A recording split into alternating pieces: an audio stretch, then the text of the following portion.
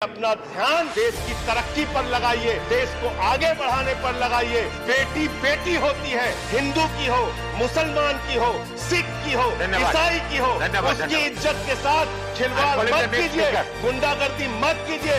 आप तय करने वाले कोई नहीं होते। कौन क्या पहनेगा, कौन क्या खाएगा, कौन क्या कैसे रहेगा।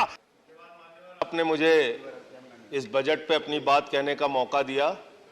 सर, मैं इस बजट पे और इनके डिजिटल इंडिया पे राजीव जी की एक कविता है, वो एक बड़े अच्छे कवि हैं, उन्होंने लिखा है, वो सदन के सामने सुनाना चाहूंगा। खाओ डिजिटल, गाओ डिजिटल, देश का बैंड बजाओ डिजिटल, रुपया डिजिटल, बैंक भी डिजिटल और सेना का टैंक भी डिजिटल। बच्चे पाए डिजिटल शिक्षा और फिर मांगे डिजिटल भिक्षा। बच्चे पाए डिजिटल शिक्षा और फिर मांगे डिजिटल भिक्षा। डिजिटल डॉक्टर, डिजिटल गोली, डिजिटल ईद और डिजिटल होली, डिजिटल सड़क पर डिजिटल कार, डिजिटल संसद और सरकार, डिजिटल खेत में करो किसानी, डिजिटल खाद और डिजिटल पानी, डिजिटल दूध और डिजिटल गाय, डिजिटल चीनी, डिजिटल चाय, भर के खाओ डिजिटल रोटी और फिर कर दो डिजिटल पोटी। ये इस बजट के बारे में एक कवि की प्रतिक्रिया है मान्यवर। और जो इस सरकार के दावे हैं, अब उस पर थोड़ी बात कर लेते हैं मान्यवर। इन्होंने कहा है कि 60 लाख नौकरियां देंगे।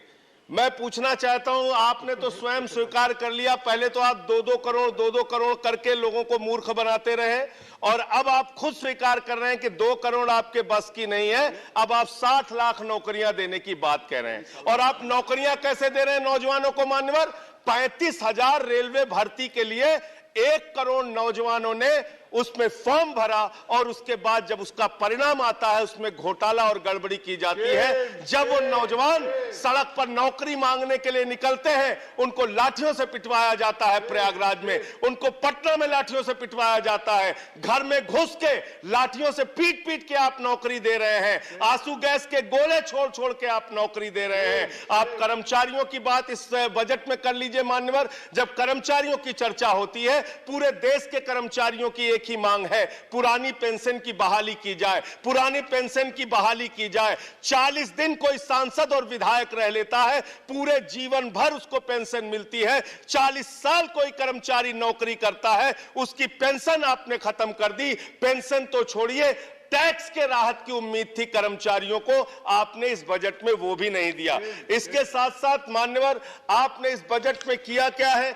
22 तक सबको घर देने की आपकी योजना थी। वो 22 तक घर देने की योजना भी पूरी तरीके से जमीन पर उतर के नहीं आई, वो भी फेल साबित हुई। जब आपसे पूछा जाता है सरकार की उपलब्धि क्या है, सरकार की आमदनी क्या है, आप सीना ठोक के कहते हैं अरे हमने तो आमदनी बढ़ा दी, देश का एयरपोर्ट बेच दिया। फिर आपसे पूछा जाता है कुछ आमदनी बढ़ी क्या सरकार की, कहते हैं हाँ हाँ बिल्कुल बढ़ा दी, Steel Authority of India Limited बेच दिया, कोल इंडिया बेच दिया, बीपीसीएल बेच दिया, एलआईसी बेच दिया, बैंक बेच दिया, पोर्ट बेच दिया, सब कुछ बेचने का काम किया। ये आपका मेक इन इंडिया है, ये आपका डिजिटल इंडिया है। मानवर, मैं खत्म कर रहा हूं मानवर। मैं मनरेगा की आप बड़ी पीठ थपथपाते हैं अपनी, मनरेगा की चर्चा बहुत होती है। मनरेगा का बजट आपने खत्म कर दिया, खाद की सब्सिडी आपने कम कर दी। इसका मतलब जो गरीबों को अन्न देने की योजना है, वो भी योजना एकमात्र आपकी दिखावा है और मार्च के बाद